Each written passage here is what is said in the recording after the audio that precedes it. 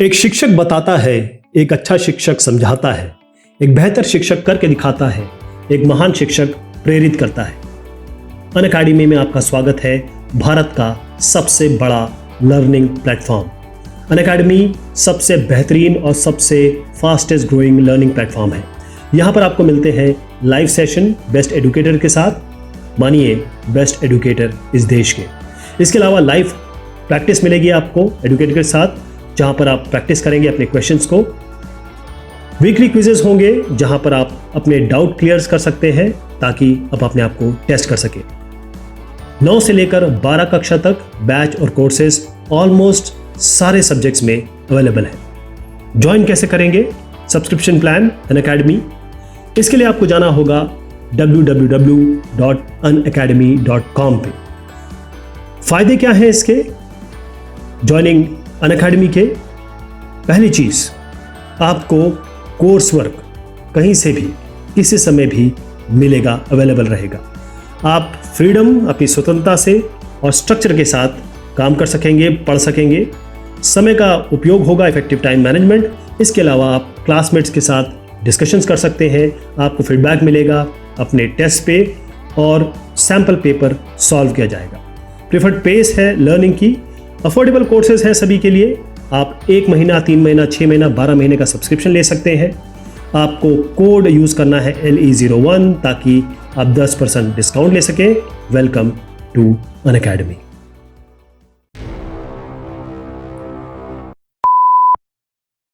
Class 10 computer application, इसके board के paper का एक सैंपल क्वेश्चन पेपर देख रहे हैं। एक्सपैंड SMTP, इसको एक्सपैंड करना है, यानी कि ये एक्रोनिम है, इसको खोलना है। S से है सिंपल, M से है मेल, T से है ट्रांसफर, P से है protocol. Simple mail transfer protocol और SMTP क्योंकि गाइडलाइंस है, रूल्स है, रेगुलेशन है, क्योंकि ये प्रोटोकॉल है। इसमें ईमेल की बात हो रही है। इंटरनेट पे ईमेल कैसे जाएगा? जैसे अगर आप याहू मेल यूज करते हो और या फिर आप यूज करते हो जीमेल यूज करते हो, उसके लिए उसके बैकग्राउंड में सिंपल मेल ट्रांसफर प्रोटोकॉल काम करता है। ईमेल के थ्रू, जो भी ईमेल होगा उसके थ्रू आपको आपका मैसेज पहुंचेगा। SMTP इस तरीके से काम करता है, ये मेल भेजने के लिए है। Consider the following HTML statement, ये HTML का स्टेटमेंट है। इस स्टेटमेंट में आपको बताना है A लिंक और V लिंक क्या कर रहा है। बॉडी बैकग्राउंड, मतलब जो बॉडी का बैकग्राउंड होगा, बैकग्राउंड कलर होगा वो ब्लू होगा। A लिंक और V लिंक रेड और येलो बताया गया है। तो इसका मतलब ये है, पहले तो ये समझिए कि जो A लिंक है, ये A, इसमें A लिंक में ये A होता है एक्टिव के लिए, एक्टिव लिंक। और जब हम V लिंक लिखते हैं तो ये जो V है ये है विजिटेड लिंक। जब आप कर्सर को, यानी माउस का कर्सर जो है उसको हाइपर लिंक टेक्स्ट पे लाएंगे तो जो कलर होगा A लिंक पे वो आपको दिखाई देगा। जब इस लिंक को आपने क्लिक कर दिया एक बार तो ये कलर चेंज हो जाएगा इस V लिंक के कलर से, जो कि यहां येलो है। यानी कि यहां पर एक लिंक है, आप अपना माउस ले गए तो एक कलर आ जाएगा, और जब आपने इसको क्लिक कर दिया तो इसका कलर फिर चेंज हो जाएगा कि आपने इसको विजिट कर दिया। इससे फायदा क्या होता है कि बहुत सारे लिंक है, मान लीजिए गूगल सर्च किया आपने, बहुत सारे लिंक आ गए। अब आपने जैसे इसको क्लिक किया, आपको ये समझ में आया और आपने इसको क्लिक किया, नेक्स्ट टैब पे ओपन कर दिया। जब आप वापिस यहाँ पर आ गया और आपको मजा नहीं आया, वापिस आया, आपने कहा इन तीनों में चेक करता हूं, आप देखेंगे कि आपको याद नहीं रहेगा जब तक आप यहां चले गए कि इन चारों में से किसको मैंने टिक किया, किसको मैंने सिलेक्ट किया था। तो चूंकि इसका कलर चेंज हो चुका होगा तो इससे क्लियर हो जाएगा कि आप इसको ऑलरेडी डील कर चुके हैं। Rashmi has to send an email to Rais. Rashmi को ईमेल भेजना है रईस को। She also wants to send the same email to Vandana but does not want Rais to know about it. अब रश्मि भेजना चाहती है वंदना को भी, लेकिन वो नहीं चाहती है कि रईस को पता चले। तो अगर वो चाहती है दोनों को भेजना और दोनों को पता चले तो इसके लिए वो यूज करेंगी कार्बन कॉपी, कार्बन कॉपी। अगर यहां पर बोला गया है कि वो चाहती हैं कि रईस को भेजा गया वंदना को ना पता चले, वंदना को भेजा गया रईस को ना पता चले, इसको इस तरीके से कह सकते हैं। तो कौन सा ऑप्शन होगा? सीसी मतलब होता है कार्बन कॉपी, रईस और वंदना को दोनों को मिलेगा, दोनों को पता भी चल जाएगा। जब आप बीसीसी कर देंगे इसके आगे, ब्लाइंड कार्बन कॉपी कर देंगे, इसका मतलब ये रईस को पहुंचेगा तो वंदना को नहीं पता चलेगा, वंदना को पहुंचेगा तो रईस को पता नहीं चलेगा, पहुंचा दोनों को है, लेकिन इसको नहीं पता चलेगा कि वंदना को भी मिला है। इसको मैं जरा क्लीन कर दूं, थोड़ा आपको यहां से बताता हूं। ब्लाइंड कार्बन कॉपी चूज करेंगे बीसीसी। बीसीसी का मतलब ये होता है कि जो सेंडर है, जैसे यहां पर सेंडर है रश्मि, ये मैसेज को भेजेगी और साथ में ये कंसील कर देगी कि किस किस को भेजा गया है। जो भी रिसिपिएंट जिन जिनको मिलेगा उनको नहीं पता चलेगा कि और किसी को भी गया है कि नहीं गया है, या उनको कोई फर्क नहीं पड़ेगा, या उनको मतलब नहीं होगा इससे। लेकिन सीसी में क्लियर दिख जाएगा कि आपने, जैसे नॉर्मली क्या होता है कि आप ऑफिस में काम करते हैं तो आप एक मेल भेजते हैं और आप अपने बॉस को भी भेज देते हैं कि बॉस को पता लगता रहे कि ये मेल चला गया, और इनको भी पता चलता रहे कि आपने अपने बॉस को भी लूप में लिया हुआ है। अब ये पहले जो पेपर करस्पॉन्डेंस था उसमें यूज होता था, लेकिन अब ये ईमेल में आ गया है। इसको मैं दर्शाना चाहूंगा आपको कि ये, वैसे आप सभी लोगों ने यूज तो किया ही है ईमेल, जीमेल वगैरह। तो ये बीसीसी फील्ड है यहाँ पर, और इस बीसीसी फील्ड यहाँ पर आप टू एड्रेस लिखेंगे। सीसी करेंगे तो जो जिसको टू किया है सबको दिख जाएगा, और सीसी करेंगे तो इनको भी दिख जाएगा एक दूसरे को। बीसीसी करेंगे तो यहां जिसको जिसको भेजेंगे आप, उन सबको पता नहीं चलेगा किस किसको भेजा गया है। Geetu is an artist. She posts her artwork on the internet.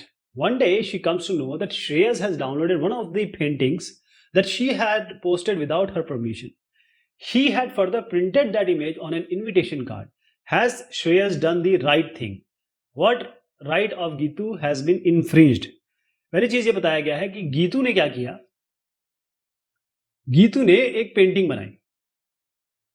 अब यहां पर श्रेयस ने क्या किया? गीतू ने उसको कुछ नहीं कहा। श्रेयस ने बगैर इससे परमिशन ली हुई, क्योंकि ये इनका काम है ना, इनकी प्रॉपर्टी है ये, श्रेयस ने बगैर पूछे हुए इनकी जो पेंटिंग है उसको डाउनलोड भी कर लिया और उसको इनविटेशन कार्ड में यहां पर छपा भी दिया। तो गीतू की जो इंटेलेक्चुअल प्रॉपर्टी राइट्स है उसका इन्फ्रिंजमेंट, उसका ब्रीचिंग हुई है यहां पर। तो इंटेलेक्चुअल प्रॉपर्टी राइट ब्रीच हुआ है। और क्या has Shreyas done the right thing? आप कहेंगे नो, क्योंकि श्रेयस को, क्योंकि यहां पर देखो, जैसे इन्होंने एक म्यूजिक क्रिएट कर दिया, अब म्यूजिक, ये इस बंदे की रोटी यही है ना, ये म्यूजिक से ही पैसा कमाता है। अगर आप इसकी म्यूजिक कॉपी कर लेंगे तो इसका घर कैसे चलेगा? आप ये भी जो भी काम कर रहा है वो तो आपने ले लिया, तो या तो आप इनके पास जाइए, इनसे परमिशन लीजिए, ये आपको परमिशन देंगे, फिर आप यूज करिए, कोई दिक्कत नहीं है। इनको कोई अमाउंट दीजिए, या अगर आपके दोस्त हैं तो ये ऐसे ही मान जाएंगे। Define plagiarism. अब प्लेजरिज्म एक बड़ा शब्द है। इसमें यह होता है कि जैसे एक गाना है, एक सॉन्ग है, और उसी सॉन्ग को 20 साल बाद दूसरे म्यूजिक डायरेक्टर ने एक बनाया, और दूसरे म्यूजिक डायरेक्टर ने इस सॉन्ग की ट्यून चुरा ली, या ये कहें इस ट्यून से इंस्पायर होकर गाना बना दिया, या मूवी इंस्पायर हो गई, कुछ भी चीज इंस्पायर हो गई, यानी कि आपने कॉपी कर लिया एक तरीके से।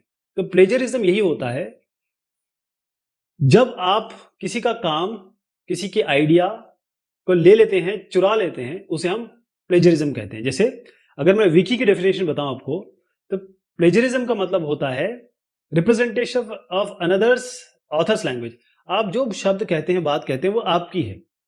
थॉट्स क्या हैं आपके? जैसे आपके थॉट्स आपके हैं, आपके आइडियाज, आपके एक्सप्रेशन, आप गाना गा सकते हैं, नाच सकते हैं, मूवी कर सकते हैं, या कुछ लिख सकते हैं, ये सब आपके ओरिजिनल आइडियाज हैं।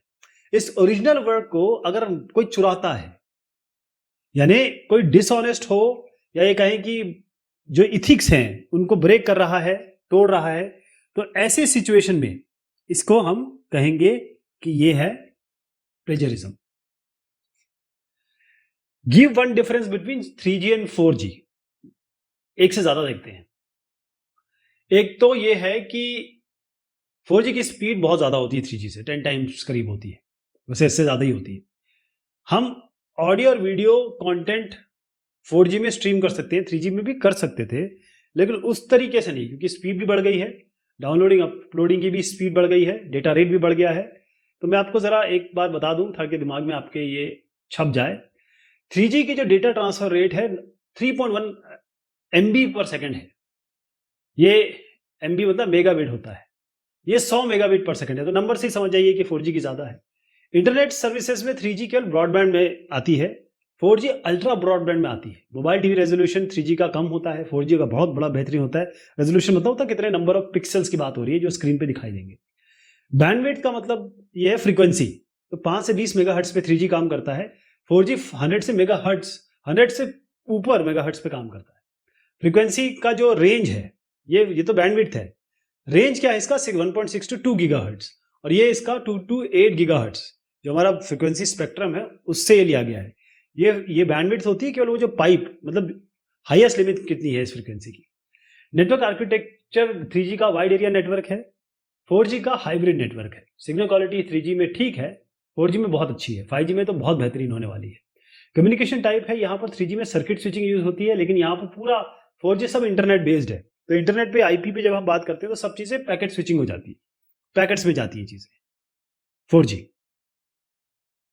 Define the term digital divide. Digital divide का मतलब ये होता है कि जो लोग कंप्यूटर को एक्सेस कर रहे हैं, इंटरनेट को एक्सेस कर रहे हैं, यानी आप ये समझ लीजिए कि आप यहाँ रहते हैं और आपका एक दोस्त गांव में रहता है, आपके पास इंटरनेट है, आपके पास 4G सेवाएं हैं, 5G सेवाएं हैं, आपके पास लैपटॉप है, आपके पास इंफॉर्मेशन बहुत ज़्यादा है, सब चीज़ आपके पास अवेलेबल है, आप ऑनलाइन पेमेंट कर रहे हैं, ऑनलाइन गेमिंग कर रहे हैं, ऑनलाइन पिक्चर देख रहे हैं, ये सब आपके पास ये सब चीज़ें नहीं है। हो सकता है इनके पास मोबाइल ही ऐसा हो या इंटरनेट सर्विस ना हो, इनके पास वो सुविधाएं नहीं है नॉलेज वाली। तो ये डिजिटल डिवाइड इसे कहते हैं कि सारी डिजिटल सेवाएं आपको उपलब्ध है, लेकिन इन बेचारों को या तो उपलब्ध नहीं है या कम है, इसी को हम डिजिटल डिवाइड कहते हैं। तो digital divide is any uneven. Uneven का मतलब होता है कि कम ज्यादा, किसी के पास कम है, किसी के ज्यादा है, डिस्ट्रीब्यूशन, वितरण। इसमें क्या क्या हो सकता है कि इंफॉर्मेशन की बात हो रही है, कम्युनिकेशन टेक्नोलॉजीज की बात हो रही है, चाहे आप बात कर रहे हैं फोन पे, चाहे आप गूगल कर रहे हैं, चाहे इंफॉर्मेशन ले रहे हैं, चाहे आप किसी भी वेबसाइट पे जा रहे हैं, तो अलग अलग ग्रुप के पास अलग अलग विविधताएं हैं, किसी के पास ज्यादा है, किसी के पास कम है। अब ये किसी सोशल बैकग्राउंड पे हो सकता है, अमीर गरीबी पे हो सकता है, ज्योग्राफी पे हो सकता है कि आप किसी पहाड़ी इलाके में जाएंगे तो वहां आपको नेटवर्क नहीं मिलेगा, या फिर कम लोग रहते हैं तो कंपनी वहां देना नहीं चाहती है, जो भी तरीका हो। जियोपॉलिटिकल है, किसी एरिया में पॉलिटिक्स इतनी ज्यादा है, या फिर उस एरिया में सरकार ने बंद कर रखा है, जैसे कश्मीर में हमारे यहाँ हमेशा बंद ही रहता है इंटरनेट, सरकार नहीं चाहती। इस तरीके की चीजें हो सकती है। Ritwik wants to use a software but does not want to pay for it. What type of software can he use?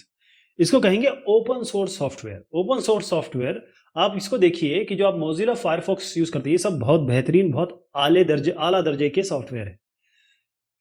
Java, WordPress, Apache, Ubuntu, PHP, MySQL, Debian, Linux, Blender, जितने भी नाम आप अच्छे अच्छे लेंगे, फेडोरा, ये आपके ओपन सोर्स सॉफ्टवेयर है। पता क्यों होता है ओपन सोर्स सॉफ्टवेयर? कि वो सोर्स आपके सामने आ जाता है और कंपनी बनाती है, आपके सामने सोर्स अवेलेबल करा देती है, क्योंकि सबके पास सोर्स होता है, तो वो गलतियां इसकी पकड़ ली जाती है बहुत जल्दी, और ये और अच्छे लेवल पे बनता है और आप इनको यूज कर सकते हैं फ्रीली। तो ओपन सोर्स सॉफ्टवेयर, इसको इस तरीके से रिलीज किया जाता है, ऐसे लाइसेंस से, जैसे GPL लाइसेंस होता है इसका, LGPL लाइसेंस होता है इसका। तो इन लाइसेंस में इनको ये आते हैं, इनको रिलीज किया जाता है ताकि जो सोर्स कोड है, जो प्रोग्राम पीछे लिखा होगा इसके लिए, वो आपके सामने रहेगा, आपके पास अवेलेबल रहेगा फ्रीली। सेक्शन बी में आ गए हैं। Right any one application each of e governance and e commerce. तो ई गवर्नेंस और ई कॉमर्स में को डिस्कस करने से पहले मैं आपको पहले यहां पर लेके जाता हूं। ध्यान रखें कि हम मोटिवेशन की बात कर रहे हैं, ई कॉमर्स का फायदा क्या है और इसका ई कॉमर्स के पीछे मोटिवेशन क्या है। उसका मोटिवेशन ये है कि फायदा कमाना, पैसा कमाना। इससे क्या होगा कि जो सर्विस डिलीवरी, जो चीजें हम पहुंचाने में टाइम लगाते हैं, या ये सब चीजें जो सप्लाई चेन होती थी, उसको हम कम कर सकते हैं। ऑटोमेशन हो जाएगा, यानी ऑटोमेशन कहने का मतलब होता है कि सब चीजें ऑटोमाइज हो जाएगी, बहुत सारा आदमियों का, लोगों का, रिसोर्सेज का इस्तेमाल कम हो जाएगा। ई गवर्नमेंट की बात आती है, यहां पर गवर्नमेंट है और वो चाहती है कि चीजों को इलेक्ट्रॉनिक मीडिया से के तरीके से या इंटरनेट के यूज से वो लोगों को की तरफ मदद पहुंचाए, उनका प्रशासन शासन करे। तो एक तो सोशल यूटिलिटी सब लोग यूज कर सके, सबका पार्टिसिपेशन हो सके, सर्विस डिलीवरी जिसके लिए पहले पैसे लगता था, विजुअली होते थे, वो उसके लिए कॉस्ट रिडक्शन करें, और ऑटोमेशन करें अपने जो अंदर के प्रोसेस है, जिसमें बाबू लोग पेन पेंसिल से किया करते थे, वो अब जरूरत नहीं है। ऑब्जेक्टिव क्या है? ई कॉमर्स का मतलब है बेचना, इंफॉर्मेशन देना और ऑनलाइन सर्विस। मतलब अगर आपके मोबाइल खराब हो जाता है, लैपटॉप खराब हो जाता है, आप ऑनलाइन फोन करिए, वो आपको वहीं से बैठ के बता देंगे ये प्रॉब्लम है तो ये करिए। हो सकता है बहुत हद तक आप सॉल्व कर लेते हैं। ई गवर्नमेंट का जो ऑब्जेक्टिव हो ये है कि लोगों का फायदा पहुंचाना और इंफॉर्मेशन देना, उनको ऑनलाइन सर्विसेज देना, ताकि हर चीज के लिए लाइनें ना लगानी पड़े, हर चीज जो है घर पे मैक्सिमम हो जाए और डिजिटल डिवाइड कम हो जाए, सबके पास इंफॉर्मेशन पहुंचे। ये प्रायोरिटी ई कॉमर्स की प्रायोरिटी है कि ट्रांजैक्शन सही हो, पैसे किसी के गलत ना हो जाए, मतलब कोई ट्रांजैक्शन फेल हो जाए, बेचारा किसी का पैसे का नुकसान ना हो जाए। ई गवर्नमेंट का जैसे मैंने आपको बताया कि ये डिजिटल डिवाइड को इनको कम करना है। टेक्नोलॉजी इसमें ऑलमोस्ट सेम है, internet, web based platform, back office system, सारी ये सब चीजें। Decision making authority e commerce की वो सेंट्रलाइज हो सकती है, लेकिन ई गवर्नमेंट में तो जो गवर्नमेंट की अथॉरिटीज होंगी, डिस्पर्शन होता है उसमें। टारगेट ग्रुप क्या है? ई कस्टमर है, जो चीज खरीदेंगे, जो कस्टमर हो सकते हैं, जो कस्टमर है। ई गवर्नमेंट का मतलब ये होता है जितने भी हमारे सिटीजन हैं, नागरिक देश के और स्टेट के। लेजिस्लेशन क्या है इसका? ई कॉमर्स का फ्रीडम। और ई गवर्नेंस का क्या है कि जो लॉ है, ई गवर्नमेंट का मतलब ये होता है कि उसमें तो उनका काम क्या है, गवर्नमेंट का काम है लागू करना लॉ और रेगुलेशन बनाना। ई कॉमर्स की सर्विस है, ये मेनली ट्रांजैक्शनल है। आपने सामान देखा, सामान पसंद आया, आपने पैसे पेमेंट किया, आपके घर पहुंच गया। प्राइमरीली इंफॉर्मेशनल, मोस्टली ई गवर्नमेंट का काम होता है एक तो इंफॉर्मेशन मिल जाए लोगों को और साथ में वो इसका उपयोग भी कर सके। तो ई गवर्नेंस और ई कॉमर्स का मैं अभी आपको एप्लीकेशन बताता हूँ। ई गवर्नेंस में ये होता है कि आप आधार, पासपोर्ट, ऐसी चीजें आप ऑनलाइन अप्लाई कर सकते हैं, आपके घर तक आ सकती है अगर इन्फॉर्मेशन आपने ठीक से दे दी। आईटी, इनकम टैक्स रिटर्न आप ऑनलाइन फाइल करते हैं, आजकल यही होता है, पहले कागजों में करना पड़ता था। और कोई भी कंप्लेंट है, कोई भी दिक्कत है आपको, तो ऑनलाइन आप कर दीजिए, सरकार इसका संज्ञान लेती है। ई कॉमर्स का मतलब ये है कि आप ऑनलाइन ट्रांजैक्शन कर सके, मतलब पैसा आप यहाँ किसी को देने ना जाए, नोट निकालने फिर देने जाए, सब कुछ ऑनलाइन चल रहा है आजकल। एक क्लिक ऑफ बटन, ओटीपी आएगा, आपके बैंक से पैसे कट जाएंगे, आपके बैंक अकाउंट से। बैंक नहीं जाना है, अपडेट पासबुक शायद आप लोग कोई नहीं कराता होगा, सब चीजें आपके हाथ में है, चाहे भीम ऐप हो, चाहे पेटीएम हो, जितनी भी चीजें हैं। ऑनलाइन शॉपिंग कर सकते हैं, घर बैठे बैठे शॉपिंग कर लीजिए, जाना ही नहीं है किसी को। जो कई लोग मेरे जैसे जो लोग हैं वो बहुत ज्यादा बाहर निकलना पसंद नहीं करते, तो हमारे लिए बहुत बेहतरीन है। Kuhu has just send or learn how to do online banking. Kuhu ने अभी ऑनलाइन बैंकिंग शुरू की है। ऑनलाइन का बैंकिंग का मतलब होता है इंटरनेट पे, वेब पे आप बैंकिंग कर रहे हैं, पैसे का आदान प्रदान कर रहे हैं, या और भी चीजें जो बैंकिंग से रिलेटेड हो। इनको क्या प्रिकॉशन रखने चाहिए ताकि कोई फ्रॉड ना हो जाए, इनके पैसे किसी तरीके से नुकसान में ना पहुंच जाए, कोई पैसे ना निकाल ले। तो पहली चीज तो ये है, इनका जो आईडी और पासवर्ड है ये किसी को ना दे, किसी को भी ना दे, और साइबर कैफे में ना जाए, क्योंकि वहां पर क्या होता है, सेव हो जाता है। जब आप कोई कॉपी पेस्ट करते हैं तो चीजें सेव हो जाती है, और उसमें वो लोग, कई लोग ऐसे एप्लीकेशन भी उसमें डाल सकते हैं जो जिससे चीजें कैप्चर होती हैं। और कोई पब्लिक प्लेस में इस चीज का काम ना करें। दूसरा ये है कि आप ध्यान रखें कि फिशिंग हो सकती है। आपके पास सामने जो पेज आए, आपके सामने जो पेज आए, हो सकता है वो बैंक का पेज ना हो, और आप यूजर ने पासवर्ड डाल दो, फिर उसके बाद ये कुछ कहे गलत डाला, फिर एक्चुअल पेज आ जाए बैंक का, तो इनका यूजर ने पासवर्ड चला गया। और कोई भी आपसे पूछता है ओटीपी वगैरह के लिए, तो आप बिल्कुल मत बताइए। Name the following with respect to HTML. तो attribute for changing bullet type of list tag, इसके लिए हम यूज करते हैं क्या? इसके लिए यूज करते हैं हम टाइप यूज करते हैं। क्या करेंगे, ये देखिए, हाँ ये है यूएल, यानी आप क्या कर रहे हैं, आप अनऑर्डर लिस्ट बना रहे हैं। टाइप आपने डिस्क दे दिया, यानी कि ऐसे आएगा, ये स्क्वायर यहां लिखा होगा, सर्कल यहां लिखा होगा, ये नहीं आएगा, दो ही आएंगे। और आपने टाइप बताया, तो टाइप यहां टाइप से करते हैं। यहाँ जो दिख रहे हैं इस तरीके से करेंगे। Element to create hyperlink, hyperlink के लिए आप ए यूज करते हैं। ये एंकर टैग होता है, एच रेफरेंस जो होता है वो हाइपर टेक्स्ट का रेफरेंस है, एच रेफ। और आप यहाँ पर जो भी वेबसाइट वेब पेज देंगे वो यहाँ पर लिखना पड़ेगा आपको। अच्छा, एक चीज और बता दूं, ये दोनों इसके अंदर आते हैं, ऐसे और ऐसे एक ही में आते हैं। ये एंकर टैग आएगा और हाइपर टेक्स्ट का रेफरेंस इज इक्वल टू जो भी आपका हाइपर टेक्स्ट होगा, यहाँ देंगे आप। Write HTML code to display the unordered list of the two cities, Delhi and Mumbai. The web page should have a yellow background and the title of the page should be My Cities.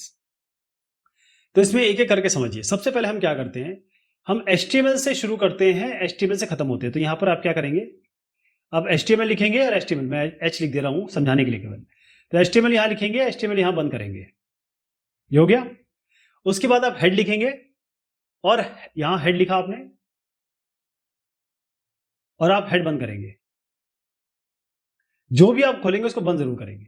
तो ये HTML main page हो गया। Heading में आप heading लिखेंगे, जो यहां आप देख रहे हैं, पूरा लिखना है, ये तो मैं आपको समझाने के लिए बता रहा हूं। फिर आप एक टाइटल लिखेंगे, टी कर देता हूँ, यहाँ टाइटल लिखेंगे माई सिटीज जो यहाँ लिखी हुई है, फिर इसको टाइटल को बंद कर देंगे, माई सिटीज हो गया। अब यहाँ से काम शुरू होता है, ये खत्म हो गया ना, यहाँ से शुरू होता है। अब आप कहेंगे body background equal to yellow, इन्होंने कहा है कि आपको बैकग्राउंड कलर जो है वो येलो चाहिए, तो बॉडी मतलब पूरे बॉडी की जो वेब पेज आने वाला है उसकी पूरी बॉडी का जो कलर होगा बैकग्राउंड का येलो होगा, and the title of the page should be my cities. अब क्या करेंगे आप, और यहाँ पर आपको अनऑर्डर्ड लिस्ट भी बनानी है, तो unordered list UL square bullet चाहिए आपको, तो आप यहाँ करेंगे यूएल शुरू करेंगे, टाइप देंगे स्क्वायर, अभी जैसे हमने पिछले साल में देखा, टाइप यहाँ पर देंगे स्क्वायर क्योंकि आपको स्क्वायर चाहिए, स्क्वायर बुलेट्स। फिर उसके बाद यूएल बंद कर देंगे, मतलब यूएल यहाँ शुरू करेंगे, ये आप बॉडी वगैरह तो दे देंगे क्योंकि बॉडी, चलिए बॉडी भी लेना पड़ेगा, बॉडी लेंगे और बॉडी खत्म कर देंगे, और उसके बाद इस बॉडी के आगे लिख देंगे background colour equal to yellow, यहाँ पर यहाँ लिख देंगे। फिर आपको क्या करना है, अनऑर्डर्ड लिस्ट बनाना है, तो आपको यूएल शुरू करना होगा और यूएल बंद करना होगा, इसके अंदर अनऑर्डर्ड लिस्ट लिखेंगे। अब आपको चाहिए कौन सा, टाइप स्क्वायर, तो यहाँ इस जगह लिखेंगे type equal square, type equal square. फिर अब आपको बुलेटिंग करनी है, मतलब कंटेंट बताना है कि ये बुलेट जो बन के आएंगे स्क्वायर बुलेट, इसमें लिखना क्या है आपको, तो अल्टीमेटली रिजल्ट ये आएगा, ये वेब पेज है ना, तो येलो कलर होगा और यहाँ पर 2 बक्से बन के आएंगे और उसके आगे लिखा होगा यहाँ दिल्ली और यहाँ मुंबई। तो इसके अंदर क्या लिखना है आपको, एक LI देना है, LI बंद करना है, लिस्ट का पहला मेंबर क्या है दिल्ली, फिर यहाँ LI शुरू करना है, फिर यहाँ LI बंद करना है, तो यहाँ पर लिखना है मुंबई, ये हो गया, ऐसे बनाना है इसको।